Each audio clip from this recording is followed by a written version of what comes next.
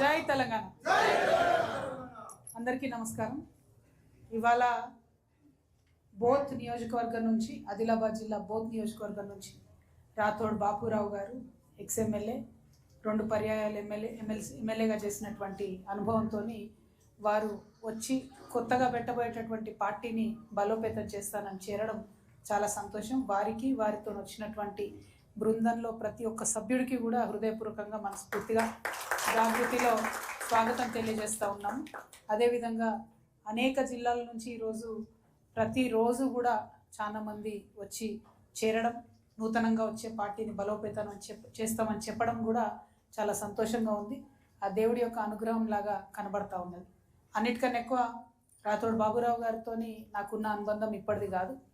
వారు చెప్పినట్టుగా 2006-7 సంవత్సరంలో చిన్న 6-7 కదా, 6-7 అనుకుంటున్నా, 7లో జనవరి 2007లో నా మొత్తం ఫ్యామిలీని, పిల్లలిద్దరిని తీసుకొని బోత్కు పోయి అక్కడే ఫారెస్ట్ గెస్ట్ హౌస్లో 5 రోజులు ఉండి, ఆనాటి ఉమ్మడి ఆంధ్రప్రదేశ్లో చనిపోతున్నటువంటి గిరిజనులు, ఆదివాసీలు, వారిని పట్టించుకోనటువంటి ఆనాటి రాష్ట్ర ప్రభుత్వం యొక్క వైఖరిని ఎండగట్టాలి, మనతోని వీలైనంత వాళ్ళకి సహాయం చేయాలనే ఉద్దేశంతో 5 రోజులు అక్కడే హెల్త్ క్యాంప్ పెట్టడం జరిగింది.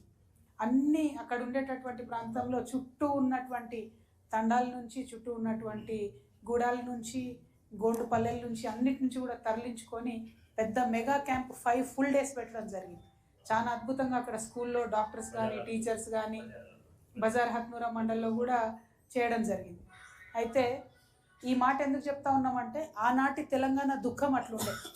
వాన పడితే ఆనాడు మన్యంలో ఉన్నటువంటి వారందరికీ జ్వరం వచ్చే పరిస్థితి ఉండే, తాగడానికి మంచినీళ్ళు లేనటువంటి పరిస్థితి ఉండే. సో అందుకనే పిడికిలు బిగించి అందరం కొట్లాడాలి అని ఒక ఐకమత్యంతో, గుండెల నిండా పట్టుదలతోని ఆనాడు ప్రయత్నం చేసినాం. అయితే ఆనాడు ఉమ్మడి రాష్ట్రంలో ఒత్తిడి ఎక్కువ ఉండే, కానీ మంచి ఉద్యోగాన్ని, ఆల్రెడీ టీచర్గా ఉన్నటువంటి రాథోడ్ బాబురావు గారు ఉద్యమం కోసం తన ఉద్యోగాన్ని వదులుకొని మరి నేను ముందుకొచ్చి పనిచేస్తా అని వారు రావడం, తెలంగాణ ఉద్యమంలో పాల్గొనడం, ఆ తర్వాత టీఆర్ఎస్ పార్టీలో అదే క్రమంలో చేరి పార్టీ టికెట్ తెచ్చుకోవడం. కానీ ఆ జరిగిందంతా కూడా రాథోడ్ బాబురావు గారు, నేను అనుకోకుండా జాగృతిలో కలిసి ఆ రోజు చేసినటువంటి మొదటి అడుగు మరి వారిని ఇంత దూరం తీసుకొచ్చింది. మళ్ళీ ఆ దేవుడి దయ, మీకు తెలుసు నేను కర్మ సిద్ధాంతాన్ని నమ్ముతా, మళ్ళీ దేవుడు తీసుకొచ్చి తిరిగి వారిని నాకు ఇదే మన పార్టీలోనే చేర్చడం అన్నది చాలా ఇంట్రెస్టింగ్ ఉంది, సంతోషంగా ఉంది. వెల్కమ్ అన్న, వెల్కమ్. మళ్ళీ ఒకసారి ప్రజాసేవ చేసేటటువంటి అవకాశం తప్పకుండా మీకు వస్తుంది. దాని ప్రకారమే అక్కడ ఉండేటటువంటి ప్రజలందరినీ కూడా కళ్ళలో పెట్టుకొని కాపాడే విధంగా పని చేసుకుందామనే ఉద్దేశంతో ప్రారంభిస్తున్న పార్టీని ఇవాళ మీరు రాకతోని మరింత బలోపేతం చేశారని చెప్పి తెలియజేస్తూ, మరి ఈ ఒరవడిని కొనసాగించాలి.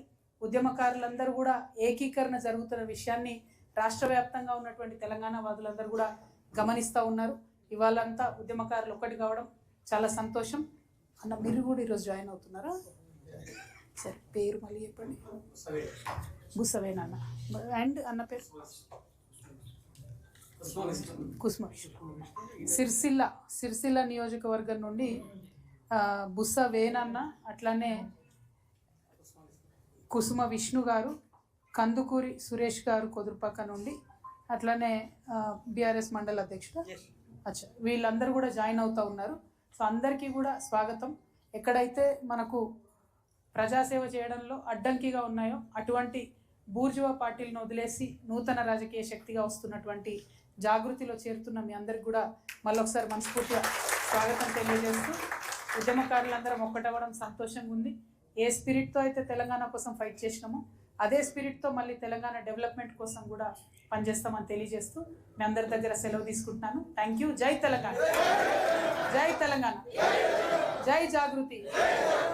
ఇంతమంది యూత్ వచ్చి చేయి ఒక్కట్లేస్తలేదేమే. జై తెలంగాణ, జై జాగృతి. Thank you.